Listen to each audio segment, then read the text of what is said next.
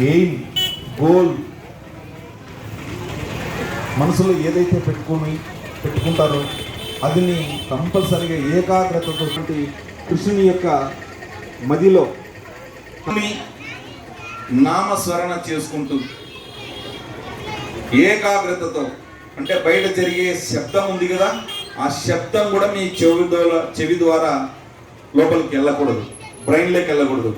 కేవలం మీరు స్మరించుకుంటే పదం శ్రీకృష్ణ శ్రీకృష్ణ అని మీరు కళ్ళు మూసుకొని ఒక 2 నిమిషాలు మౌనం పాటించినట్లయితే మన మేధో సంపత్తి ఎక్కడికో వెళ్తుంది. మీరు అనుకున్నటువంటి కోరికలను కూడా భగవంతుడు ఖచ్చితంగా ఫలిస్తాడని చెప్పేసి మేము మీకు సభాముఖంగా తెలియజేస్తూ, కాబట్టి ప్రతి ఒక్కరు విద్యార్థులందరూ కూడా స్ట్రైట్గా కూర్చొని మెడిటేషన్ పద్ధతిలో 2 నిమిషాలు కళ్ళు మూసుకొని దేవుణ్ణి స్మరించుకోండి. మీ కోరికలు ఏవి కావాలంటే అవి నెరవేరుస్తాయని ఈ సభాముఖంగా తెలియజేస్తున్నాను. Okay, 1 2 3 meditation, do meditation.